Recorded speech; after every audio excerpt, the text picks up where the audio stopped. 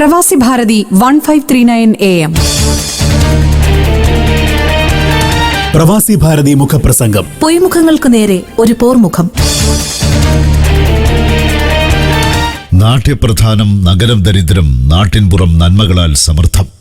ഭാരതത്തിന്റെ ആത്മാവ് ഗ്രാമങ്ങളിലാണെന്ന് വിശ്വസിച്ച ഗാന്ധിജിയുടെ ചിന്തയോട് ചേർന്ന് നിൽക്കുന്നു കുറ്റിപ്പുറത്ത് കേശവൻ നായരുടെ ഈ വരികൾ. എന്നാൽ കാലം മാറി. നാട്യപ്രധാനമായത് ഇന്ന് നഗരങ്ങളല്ല, മറിച്ച് അധികാര രാഷ്ട്രീയമാണെന്ന് നഗരവാസികളിൽ ഒരു വിഭാഗം ഉച്ചത്തിൽ പറയുന്നു.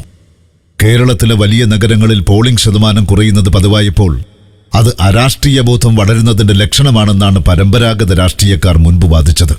എന്നാൽ അത് നിലവിലെ കക്ഷി രാഷ്ട്രീയ രീതികളോടും മുന്നണികൾ രംഗത്തിറക്കുന്ന സ്ഥാനാർത്ഥികളോടുമുള്ള അപമതിപ്പ് കൊണ്ടാണെന്ന് നഗരജനതയുടെ ഒരു പരിച്ഛേദമെങ്കിലും തുറന്നു പറയാൻ തയ്യാറായിരിക്കുന്നു. ബഹുശതം ഗ്രാമവാസികളും 3 മുന്നണികൾക്ക് മാറി മാറി വോട്ടുകുത്തുന്ന പതിവ് രീതി ഒരാചാരമെന്ന പോൽ പുതിയ നൂറ്റാണ്ടിലും തുടരുകയാണ്. ഇവിടെയാണ് ഡയറക്റ്റ് ഡെമോക്രസി എന്ന ആശയവുമായി പട്ടണ സമൂഹത്തിന്റെ ഹൃദയതാളമറിയുന്ന ജനകീയ കൂട്ടായ്മകൾ മുന്നേറ്റം ആരംഭിച്ചിരിക്കുന്നത്.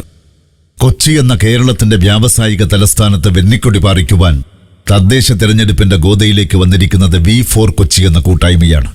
കൊച്ചി കോർപ്പറേഷനിലെ എല്ലാ ഡിവിഷനുകളിലും യൂണിറ്റ് രൂപീകരിച്ചു കഴിഞ്ഞ ഈ കൂട്ടായ്മ ബയോഡൈവേഴ്സിറ്റി പരിഗണിച്ചുള്ള വികസനമാണ് ലക്ഷ്യമിടുന്നത്.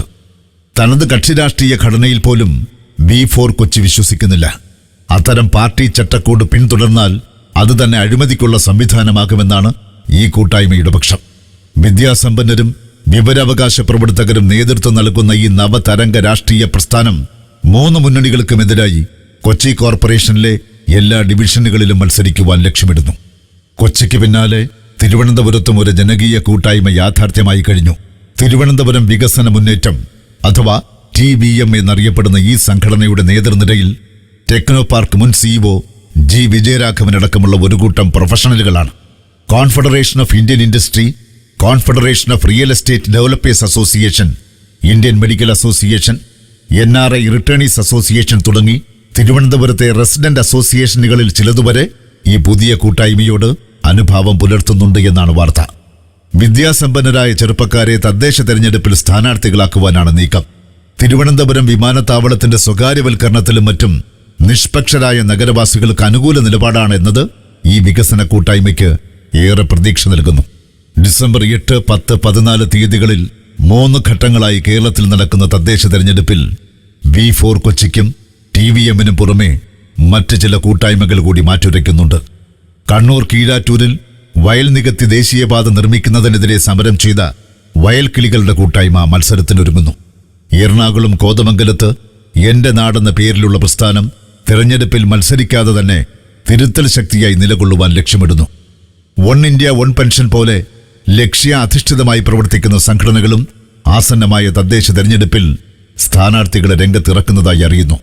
പൂന്തുറ മുതൽ പുല്ലൂരാമ്പാറ വരെയുള്ള മേഖലകളിൽ ആക്ഷൻ കൗൺസിൽ, ജനകീയ ബദൽ, റെസിഡന്റ് അസോസിയേഷൻ മാതൃകകളിൽ വളർന്നുവന്ന കൂട്ടായ്മകളിൽ പലതിനും രാഷ്ട്രീയ സ്വഭാവം കൈവന്നിട്ടുണ്ട്. പലയിടങ്ങളിലായി ചിതറിക്കിടക്കുന്ന എന്നാൽ 3 മുന്നണികളുമായും യാതൊരു ബന്ധവുമില്ലാത്ത സംഘടനകൾ ഏതെങ്കിലും ഘട്ടത്തിൽ ഒരു ഏകോപനത്തിന് തയ്യാറാവുകയോ പൊതുവായ ഒരു പ്രത്യയശാസ്ത്ര അടിത്തറ അവർക്കിടയിൽ രൂപപ്പെടുകയോ ചെയ്യുന്നതുവരെ 3 മുന്നണികളും ഭയപ്പെടേണ്ടതില്ല. എങ്കിലും പരമ്പരാഗത രാഷ്ട്രീയക്കാർ ഒരാത്മപരിശോധന നടത്തുന്നത് നല്ലതാണ്. ഈ സൂചിപ്പിച്ച ബദൽ പ്രസ്ഥാനങ്ങൾക്കൊന്നും രക്തസാക്ഷികളില്ല, താത്വിക ആചാര്യന്മാരില്ല, സ്വന്തമായി TV ചാനലും പത്രവുമില്ല. ഈ കൂട്ടായ്മകളുടെ പരിപാടികളിൽ ആയുധ പരിശീലനമോ കൊലവിളി പ്രസംഗമോ ഇല്ല. എന്തിന് ജനങ്ങൾക്ക് വേണ്ടി ഒരു ഹർത്താൽ നടത്തി വിജയിപ്പിക്കാനോ പൊതുമുതൽ നശിപ്പിക്കാനോ ഉള്ള കേഡർ സംവിധാനമില്ല. കൊതുക് നിർമ്മാർജ്ജനം, ഓട നിർമ്മാണം, ട്രാഫിക് പരിഷ്കാരം, വയൽ സംരക്ഷണം, പരിസ്ഥിതി പരിപാലനം തുടങ്ങിയ സാധാരണ വിഷയങ്ങളാണ് ഇവർക്ക് പറയാനുള്ളത്. എന്നിട്ടും ജനങ്ങളിൽ ഒരു വിഭാഗമെങ്കിലും ഇവർക്കൊപ്പം നിൽക്കുന്നുണ്ടെങ്കിൽ അതൊരു മാറ്റത്തിന്റെ തുടക്കമാണോ എന്ന് രാഷ്ട്രീയ കക്ഷികൾ ഗൗരവമായി ആലോചിക്കേണ്ടതുണ്ട്.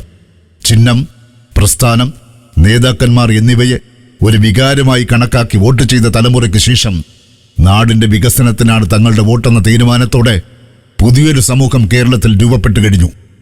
ബ്യൂറോക്രാറ്റുകളും ടെക്നോക്രാറ്റുകളും അക്കാദമിഷ്യന്മാരും കർഷകരും വിവരാവകാശ പ്രവർത്തകരും പ്രകൃതി സ്നേഹികളുമെല്ലാം അണിചേരുന്ന ഈ ബദൽ രാഷ്ട്രീയ മുന്നേറ്റത്തിന്റെ ഭാവി എന്തെന്ന് വരുന്ന ഡിസംബർ 16 അറിയാം.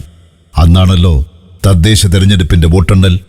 മുൻ തദ്ദേശ തിരഞ്ഞെടുപ്പുകളിൽ സംവരണത്തിന്റെ ആനുകൂല്യത്തിലാണെങ്കിൽ കൂടി അങ്ങ് UP-യിലുള്ള മായാവതിയുടെ പാർട്ടിക്ക് കോട്ടയം കോരുത്തോട്ടിലൊരു പഞ്ചായത്ത് പ്രസിഡന്റ് ഉണ്ടായത് നാം കണ്ടതാണ്. അണ്ണാ-DMK അംഗം ഇടുക്കി പീരുമേട് പഞ്ചായത്ത് ഭരിച്ചതിനും നാം സാക്ഷികളായി. കിഴക്കമ്പലം, ഒഞ്ചിയം മുതലായ പഞ്ചായത്തുകളിലും പൂഞ്ഞാർ നിയമസഭാ മണ്ഡലത്തിലും 3 പ്രബല മുന്നണികളും അപ്രസക്തരായി മാറിയതിന്റെ ഉദാഹരണങ്ങളും നമുക്ക് മുന്നിലുണ്ട്. അതെ, ഇത് കേരളമാണ്. ഡൽഹിയിൽ അരവിന്ദ് കെജ്രിവാളിന്റെ ആം ആദ്മി പാർട്ടി നേടിയ വിജയവും ബീഹാറിൽ പുഷ്പംപ്രിയ ചൗധരി എന്ന 33-കാരി സ്ഥാപിച്ച പ്ലൂറൽസ് പാർട്ടി സൃഷ്ടിച്ചുകൊണ്ടിരിക്കുന്ന തരംഗവും കേരള സമൂഹം കാണാതെ പോകുന്നില്ല. അഥവാ ഈ ബദൽ കൂട്ടായ്മകൾക്ക് ഒരു സീറ്റിൽ പോലും കേരളത്തിൽ ജയിക്കാനായില്ലെങ്കിലും ശരി, കേരളത്തിലെ ഒരു കോർപ്പറേഷൻ ഡിവിഷനിലെങ്കിലും ആര് ജയിക്കണമെന്ന് തീരുമാനിക്കുന്നത് ഇവർ നേടുന്ന വോട്ടുകൾ തന്നെയായിരിക്കും. അത് നിസ്തർക്കമായ കാര്യമാണ്. മുഖ്യധാര രാഷ്ട്രീയ കക്ഷികൾ ജാഗ്രത. പ്രവാസി ഭാരതി മുഖപ്രസംഗം. പൊയ്മുഖങ്ങൾക്ക് നേരെ ഒരു പോർമുഖം. വിവരണം കെ ചന്ദ്രസേനൻ. തയ്യാറാക്കിയത് പ്രവാസി ഭാരതി എഡിറ്റോറിയൽ ബോർഡ്. പ്രവാസി ഭാരതി മുഖപ്രസംഗം ഞായറാഴ്ചകളിൽ രാവിലെ 8:55-നും പുനഃപ്രക്ഷേപണം വൈകിട്ട് 6:55-നും.